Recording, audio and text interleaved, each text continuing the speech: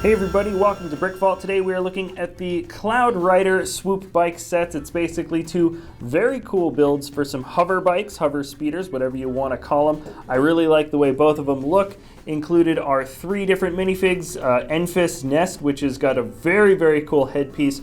Also, Weasel has an amazing headpiece played by Warwick Davis in the movie, and then also a different version, probably the more common version of Tobias Beckett that we see throughout the film. So, really cool. I like the pieces, I like the part count, I like the price, and let's get into everything. But first, I want to talk about the minifigs. So my favorite fig from the set is definitely Enfys Nest. I hope I'm saying her name right. Amazing detailing that goes on the torso piece. You can see it's kind of a lot of mechanical nodes and then kind of a toothed necklace. Really good prints that make up the legs that kind of match up. But really one of the best parts for sure is the build that makes up the headpiece. Look at the mold for that. It's really cool.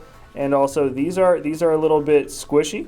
These little bits that hang off the end. Lego is getting better and better at making the smaller pieces, the smaller kind of thinner parts of a mold a little bit softer so they don't actually break off particularly easily.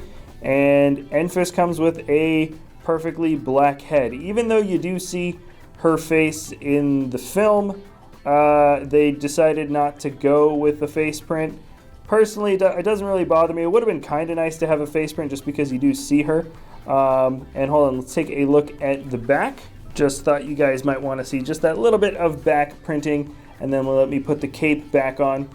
First, you can see it is double-sided orange on the inside, and then you can see that print for what looks like just a little bit of a furry tuft of something that fits onto the back of the black cape. So really solid looking fig. I also like the tool, her weapon. It's got the machete piece that came out in the more recent city jungle theme, and it's kind of attached with some spear pieces. Now this next up is Weasel. I would say Weasel is also competing for one of the best helmet molds to come out so far for maybe 2018. Just really cool detailing all the way around, even quite intricate with the black bit of detailing there on the back of the head. See if I can zoom that out a little bit, get it to focus on Weasel instead of the backdrop.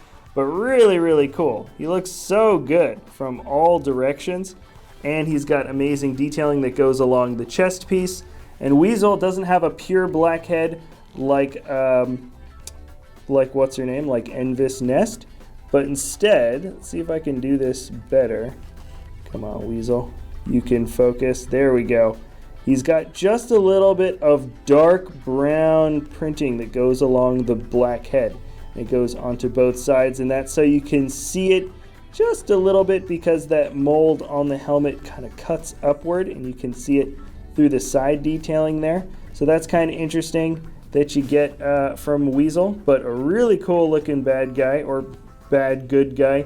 Really just depends on your perspective, so to speak. And then now here is Tobias. This is the more common look that we get for his character throughout the movie. I know we got a different version of Tobias in his sort of mud trooper getup, his mud trooper uniform from another set. So this is actually what he's going to look like throughout most of the film, so that's nice. I really like the hairpiece that goes on for him. It's kind of a widow's peak, but it's got a bit of a curl that kind of comes through the front. Tobias, this time around, he does have one expression. I was just kidding. I was testing you there in case you knew how many expressions he had, and he looks really good with those dual-wielding pistols. All right, and I've talked enough about the figs from this set. I really do want to get into the speeders, because hands down, I'm going to say right now, this is my favorite set to come from the entire summer Star Wars wave. I just love the design of both of the speeders in this set. Not only do they just look good, like look at the profile of that. That's got a great looking shape, but they actually do follow sort of a common thread of Star Wars speeder designs. If you ever played Shadows of the Empire, the old N64 game, this design is actually quite similar to something that we saw from some of the bad guys that Dash Rendar was racing against with the seat here. Even the front is looking pretty similar to a lot of that, and especially the design for the thrusters in the back. I would say take a closer look at some of those old Star Wars speeder designs, and you can see that the designers for this film really took a lot of inspiration from there, and it translates great over into a Lego set. So, anyways, the pilot, she fits in just fine in the front. She can grab onto the sides here. There are 2 stud shooters. I mean, they're fine. I don't think they detract too much from the build, which is, I think, the best thing you can ask for when it comes to a stud shot. Wow, I missed that shot. And let's see if I can hit with this one. Oh, there we go. So they're easy. They're easy to actually shoot and use as you're swooshing around with it, which I think is probably the number one, the absolute number one function that a stud shooter should be able to have is convenience for actually being able to shoot as you swoop and play around with the set. But the build for it is awesome. There's some stickers here. You have to do stickers on all sides. I'm kind of glad that you do stickers on all sides because then you get to have the detailing from every angle. The number one thing that I find to be a problem with this, and it's pretty small, pretty nitpicky, it doesn't need to be a blue Technic piece here. It could have remained this tan one. Why does I get that should be a stiffer connection, but there's no point. There's no point in that being blue and this one being tan. The blue just draws away a little bit from the overall look of the speeder. But outside of that, it's great. I really like the connection points that we get to actually have the handlebars and stuff come up towards the minifigure. It leaves a lot of space for you, and it just looks kind of cool. So anyways, great speeder here. Let's move on to Weasel's double speeder. It's kind of like a motorcycle with your passenger pod. Technically speaking, if you wanted to, you could totally detach them. I don't know if that happens in the film or if you're supposed to do that, but this could actually, it looks cool as its own little bike. I mean, you could probably take those parts completely off if you really wanted to sort of cinch it up. Really cool looking thruster here in the back though with those clip pieces. Great detailing on the sides. You can see one little stud shooter there. But yeah, like a super solid looking speeder bike all on its own. Comes in attached here this way. And then this speeder bike is kind of similar. It's funny. These panel pieces, they're a little bit more flat out. They're not angled like this one.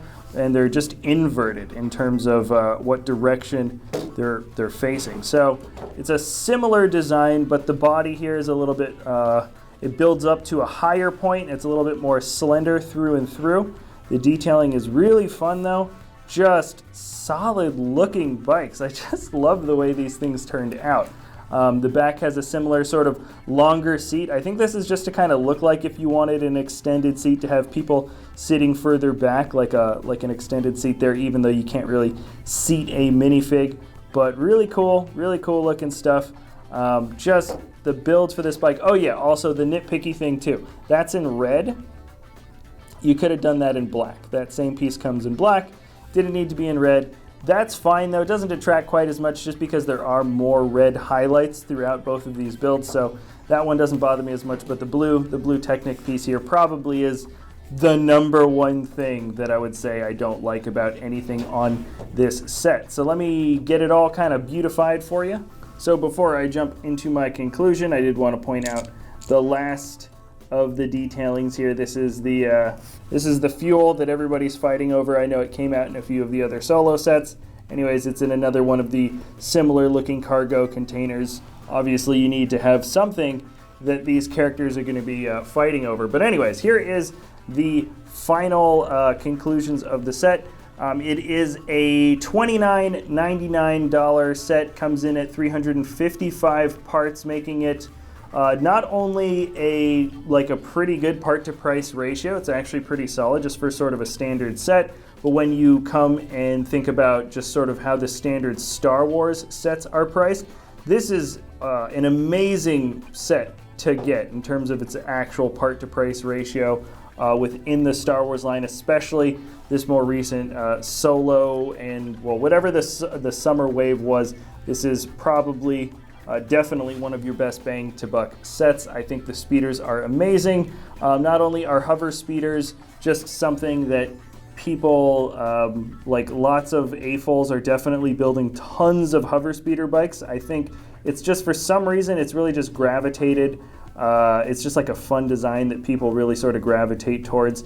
I think these are excellent designs. I love that you really do get 3 speeders in the set. This can be taken apart quite easily, and you can have 3 very cool looking unique speeders all flying together, which is great. And yeah, so the design is fun. The part price ratio is fun. These are some really solid looking figs. Both of these masks that look amazing. They're unique. I have no doubt that they are going to remain exclusive to just this set. So anyways, I'm a big fan of the builds. The execution was amazing. The minifigs are good. The price is good. And yeah, those are my thoughts.